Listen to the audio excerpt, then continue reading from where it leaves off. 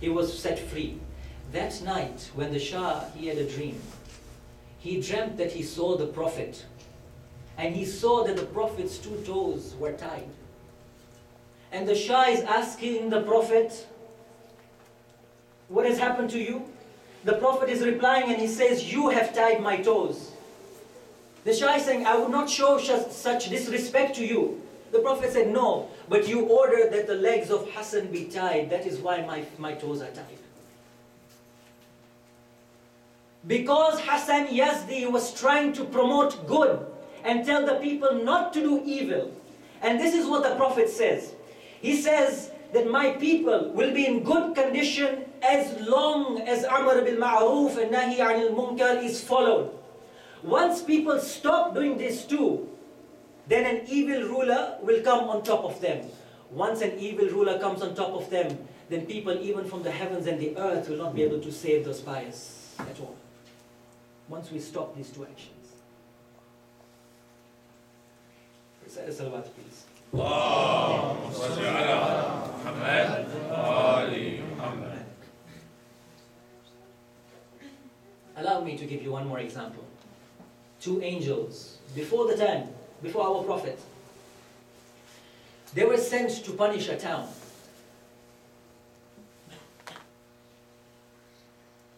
So they go. As they're going into the town, they see a man who's doing sujood, submissive to Allah in his prayers. One of the angels tells the other, let me go ask Allah what we should do with this man, because we have to punish the whole town. So he goes back to Allah subhanahu wa ta'ala. Allah sends the message down back to the angel, and he tells the other angel, we have to punish him as well. The other one is asking why. He's submissive, he's a pious man, you can tell he's a pious man. He says, yes, Allah says that even though he is pious, but he would not tell the people to refrain from evil and to promote good. He was only dedicating Islam, only religion to himself. Therefore Allah has ordered we punish him as well, include him amongst them. Islam is not a religion for the self. It is a social religion. When Allah says in Holy Quran, you have been sent down as a Khalifa, a custodian, someone to look after the earth of Allah, to promote the message of Allah. It is recommended that one person, a Muslim, is able to convert at least 40 people to Islam during his or her lifetime.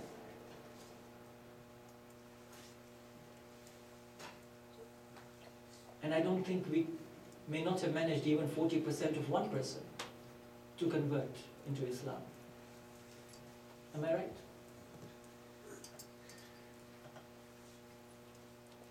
How do we do Amr bil Ma'ruf? What are the conditions? Yesterday I gave you an example of serving water.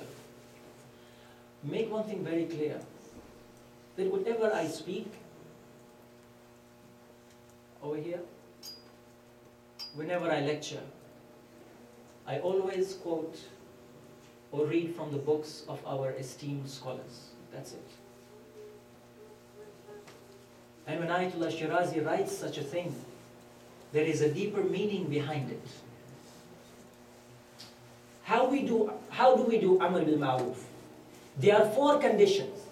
Number 1, if you want to tell someone to do something good, for example, salat or fasting, the first condition is that you must be aware of that law. We all know how to pray. We all know what to recite in our prayers. Therefore, in order to promote prayers, you are allowed to tell someone when and how to pray. We know that law. Khalas. Number 2, your words must have an effect. Don't think to yourself, you know, this guy, I don't think he's going to understand what I'm saying, or he will not listen. Yani, I don't have to do it. No. You tell him once. You tell him twice. Our duty is to tell a person 3 times. For Amr bil Ma'ruf, to tell a person, invite him to good, forbid him to evil, 3 times. When you realize it has no effect, then you judge accordingly. That's condition number 2.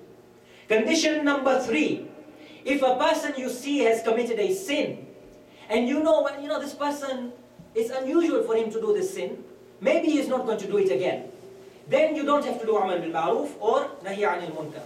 But if you see he's doing the sin again and again, then it becomes wajib upon you to do that. That's the third condition. And the fourth condition, for as long as you tell that person, it does not lead to a worse situation. A worse situation. Now you've analyzed all these four conditions, you know they apply, you know that you are able to tell a person what to do, what not to do. Now there are three ways of doing it. After you've analyzed these four conditions, there are three ways of doing the amr and nahi.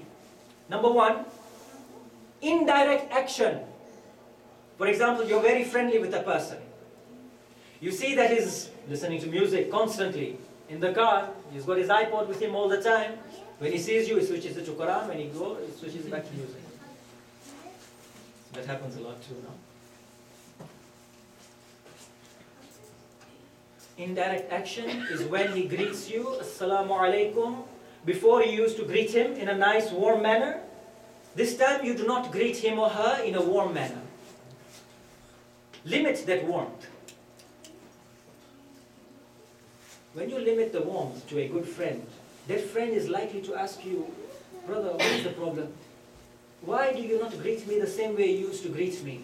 That is likely to happen with a good friend, yes or no? You can tell that friend, look, you are listening to music, I don't think it is right for you to do that. Or you are lying constantly to everybody, I don't think it is right for you to do that. If that is true friendship, it will make the other person think that maybe he or she is right, I shouldn't be doing that. The second way is talking. Talking is of two types. Either you talk to that person politely, or you talk to that person sternly, with firm action.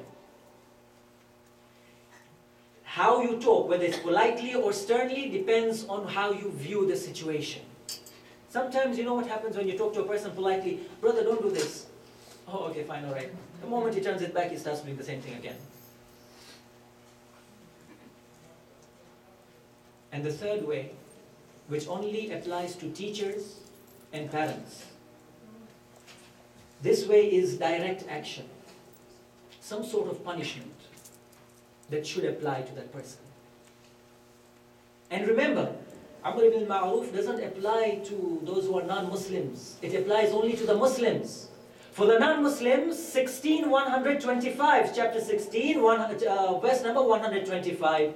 When you invite people to the path of your Lord, invite them with good akhlaq, with wisdom. In the best possible manner, you argue with them. It only applies to the non-Muslims. To the Muslims, it is different. There is a saying of Imam Ja'far as-Sadiq that I fear for our Shi'as the most when they go into Qabr. Because the period of Barzakh for the Shi'as is the worst.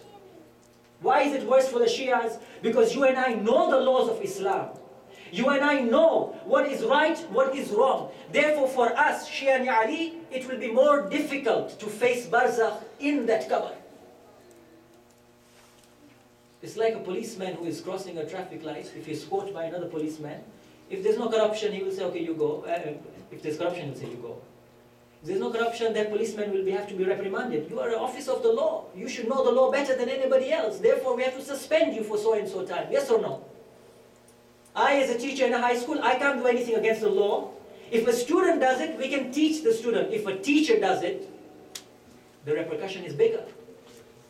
Which is why in a Muslim society, when a Muslim does something wrong, you have to be more stern, more stricter.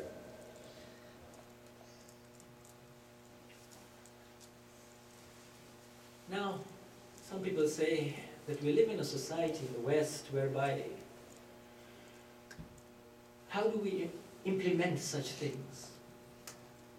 There's so many people, and this is creeping west, by the way, this is creeping eastwards. One of my topics, inshallah, at night will be the influence of Facebook. There's always good sides and bad sides to a thing.